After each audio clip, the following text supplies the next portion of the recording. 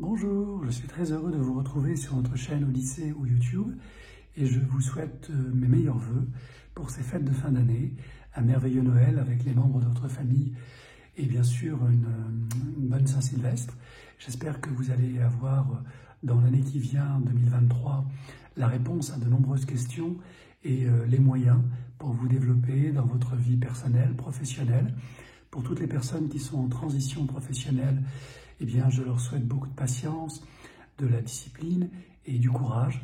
Et je les félicite d'avoir fait ce choix de transiter d'une vie, je dirais, sécurisée et ordonnée vers une vie aventureuse où ils deviennent responsables et, je dirais, les acteurs de leur propre existence, sur le plan matériel comme sur le plan spirituel.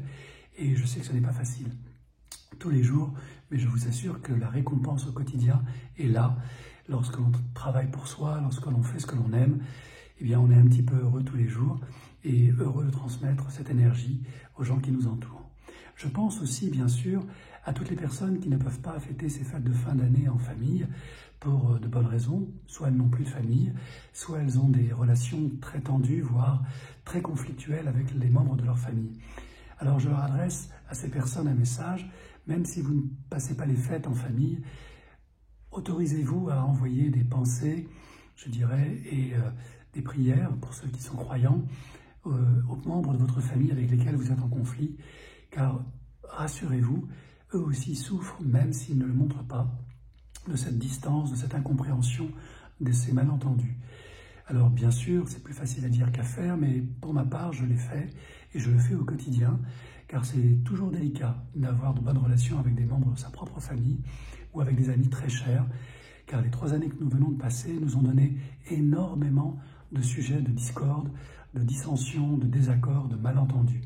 Eh bien, je propose à toutes et à tous de faire une trêve en cette fin d'année, car je pressens que l'année 2023 va être une année de révélation. Une année où les gens qui se sont trompés de chemin ou qui se sont laissés abuser vont obtenir des réponses qui vont les aider à comprendre votre positionnement, votre choix, et peut-être vous aider ainsi à vous rapprocher les uns les autres. Donc, l'idée qu'il y a derrière ma proposition, et vous êtes libre bien sûr de l'écouter, de l'entendre et d'agir, ou pas, c'est simplement de ne pas briser les ponts, les liens, de ne pas fermer toutes les portes, car l'année 2023 sera pour moi une année de révélation et j'espère de pacification. Alors, bien évidemment, qui dit révélation peut dire aussi prise de conscience, je dirais colère, sentiment d'avoir été trompé, abusé par les médias, par les politiciens qui nous entourent, par les membres de notre propre famille ou même par des amis. Rassurez-vous, c'est une étape nécessaire, cette colère. Et il va falloir l'accueillir comme un élément, je dirais, de nettoyage. Si vous vous êtes centré, ancré, si vous avez fait le travail sur vous-même, je sais que vous aurez la capacité d'accueillir cette colère légitime autour de vous. Et loin de, je dirais, d'attiser le feu et la flamme de la colère, je vous encourage à faire comme moi, à savoir à rester neutre, à laisser les gens faire leur chemin, à laisser les gens comprendre, intégrer et accepter ce qui était inacceptable encore hier. Ce processus cognitif de déni ou de scotomisation, c'est-à-dire de défense du mensonge, est un processus très connu en psychologie et je vous encourage vraiment à faire preuve de patience. Les gens qui dénient la vérité ne sont pas des êtres mauvais ou idiots ou imbéciles, ils sont juste en train de se protéger psychiquement. Imaginez, s'ils acceptent qu'ils se sont trompés, eh bien, ils doivent aussi accepter le fait d'avoir engagé des membres de leur famille dans l'erreur, de leur avoir demandé de faire des efforts, je dirais, inhumains, simplement pour se conformer à un mensonge collectif. Donc 2023 est une année merveilleuse et douloureuse, j'en suis conscient, mais c'est aussi une année où l'on peut enfin récolter les fruits de ce que l'on a semé, à savoir le bon sens, la patience et la compréhension du phénomène de déni par lequel nous sommes tous passés, vous, moi, pendant ces 2-3 années où nous avons dû faire face à toutes ces manipulations médiatiques. Cela étant, la bonne nouvelle, c'est que collectivement et individuellement, nous avons tous progressé, nous avons tous grandi. Même ceux qui ne sont plus là aujourd'hui pour le dire, ils ont grandi spirituellement. Rien n'est là par hasard.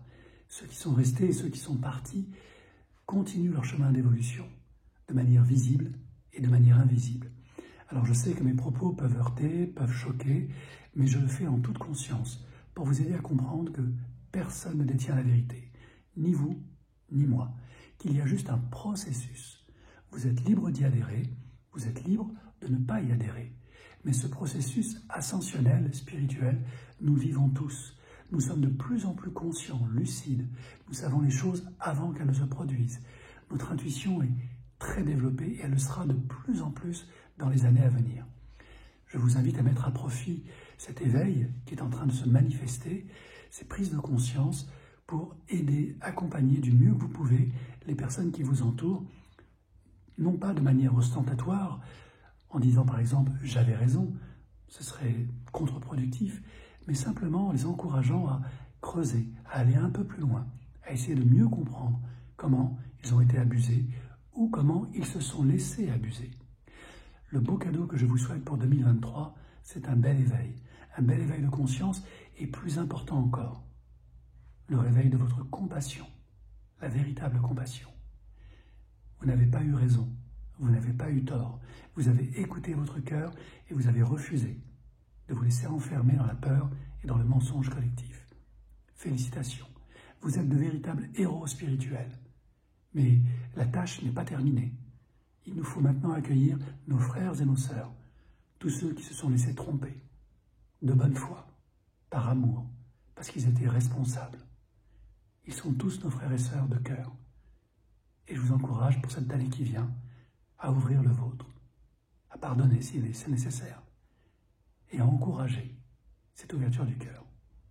Et au plaisir de vous retrouver bien sûr dans de nouvelles séances, dans de nouvelles capsules, dans de nouveaux ateliers, de nouvelles formations. Sur notre chaîne ActiveZen, vous aurez toutes les informations.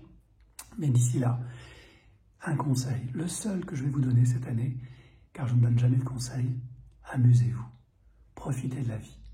Elle passe vite, elle est riche et partagée. Merci. Namasté.